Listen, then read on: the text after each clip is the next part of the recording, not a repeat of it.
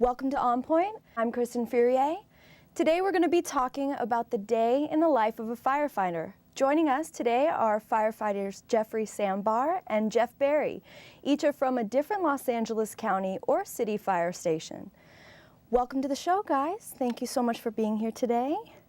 Thank you. Our pleasure. Yes. So first, I'd like our audience to get to know a little bit about you. How long have you worked at the station, and what station do you guys work at right now? We'll start with you, Jeffrey. I've been on, July will be 3 years, so about 2.5 years. Work for LA City Fire Department at Fire Station 26. It's downtown off of the 10 and Western Avenue in the West Adams Heights part of the city. Okay, and what about you?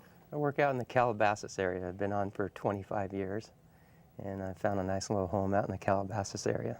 It's because now you've done a lot of different things than just out in Calabasas. You've been all over the place, haven't you? Yeah, as you first start out in your career, you like to get down to the busy areas, and that's where you get a lot of experience. And started off in Huntington Park and moved around downtown. It's been an exciting career. Sounds like it.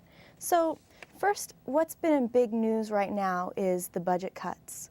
The LA City Council has talked about the budget slashing measures, and I was wondering if you guys have seen any changes in your fire departments at all yet, or if you're expecting them? Yeah, for the city, right now the mayor and the chief have implemented what we call brownouts, or the furloughs, where they take stations like our station, where there's 14 firefighters, captains, engineers, and an AO, and they'll close one of the companies, our truck company. So they'll take those 6 firemen from that truck company who come into work their normal shift, and they'll be what we call pooled out to different fire stations. And what it does is it alleviates the city for hiring guys for overtime. So the firemen are working their normal shift just out of a different firehouse. So that's our biggest change right now that we're dealing with. So is it hard? Is it hard not having as many people on staff where you're used to? Not really hard, just that it's, just different. We're used to 14 guys.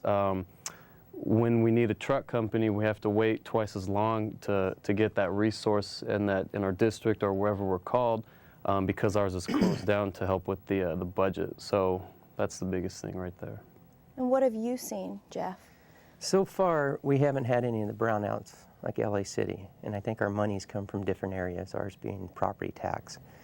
They've cut down different departments, and we're pretty thin to begin with. Our engine companies only run 3 persons. Mm-hmm. So last time I've seen brownouts was in the early 90s, but there's been a lot of talk about things starting to happen, brownouts, and the city's starting to see it before us right now. So do you think it's going to be a hardship? Do you think for your men at the station? It is. It is. It's a scary time. People losing their jobs all over. And in the early 90s, they had a list of people that would be let go first. I don't see that happening right now, but we're more at the fire station level and not into the administration portion of it. So we don't know exactly what's happening. But when we order supplies, we don't get the things that we need right now, and that's where we're starting to see it. Mm-hmm. So hopefully we don't see the brownouts, because that's terrible. And they start closing fire stations, makes longer response times in the areas needed. And it's harder for the community, I would think. Oh, you bet. You guys work so hard every single day. I know you guys are always on call, you're ready to go. So, which also leads me to the next point, your station life, which is very interesting. I had the chance to go to your station, Jeffrey, and it was unlike things that I've ever seen before. I didn't, think a station was like that. So I'm actually going to roll some video that I took just of the station life, the kitchen, and things like that. So if you guys want to go ahead and watch and tell me what you think, what you see. So here we go. So if you could explain to me what's going on here, just. Well, this is the kitchen at Fire Station 26. It actually came on a unique day. It was the day before inspection, where our chief comes by, thoroughly inspects all the rigs, all the cabinets, the station, everything. He'll take a white glove, run his glove over, make sure there's no dust. So it's a big deal. And right now we're cleaning the kitchen, cleaning out the cabinets, organizing the pots, the pans, waxing the floors. Right here we're collecting mess, we collect into like a fund of money that we have to use to buy all of our food. Those are some pies that somebody brought in for us. Here's a couple firemen just snacking on some brownies that a pretty lady brought in for us, you know, kind of hanging out, debriefing from a call that they went on. Just, you know, trying to pass the time, full 24 hours, so. Yeah, I mean, I think I've noticed that when I walked into the station, there were a lot of sweet treats. So at first I was wondering, how do they stay so fit when I see all these cookies and cakes and everything like that? I mean, do you guys have a strict workout regimen, or how does that work? Adding a couple stents here and there helps out. No,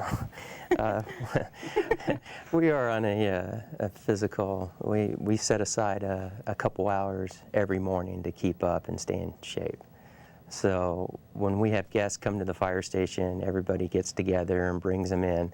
But when no one's there, it's still pretty strict. 8 to 5 is a business, depending on what portion of the day. There's always going to be going over the equipment, making sure everything works. There's usually a drill put on each day. After that, you get into your PE, and you have a couple hours to work out, and then you'll clean up and you'll go out, and throughout the day, different periods of the year, there might be hydrant testing, hose lay testing. There's certain drills to put on.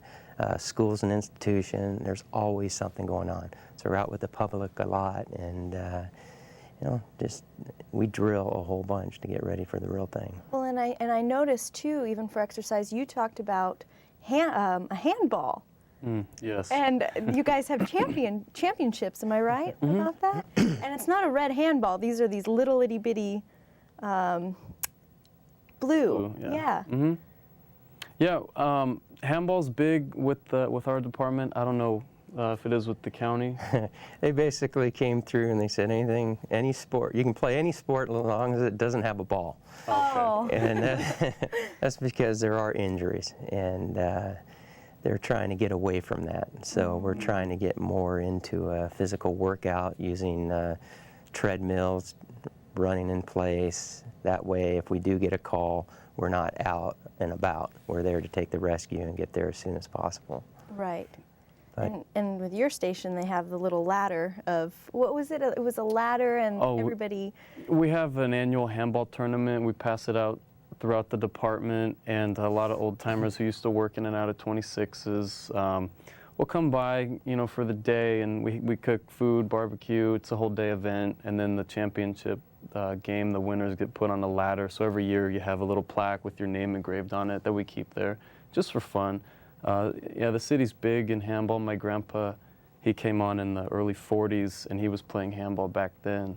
So we still keep that tradition alive. So Makes me want to be a firefighter. I want to play handball too. Well, okay, so tell me about, now you're an engineer. Now engineers, can you explain to me exactly, there's a routine cleaning, right, that you guys have to do with the trucks? And yes, as an engineer for LA County, you're basically responsible for the piece of equipment. So kind of hands off on the scrubbing and the cleaning in some of the areas. You can focus more on the engine and the apparatus. I need to get out there and just make sure the fuel's up, talk to the person the shift before, and find out what's broken, what hasn't been working. Responsible for all the equipment working. When we show up at the house, we want everything working.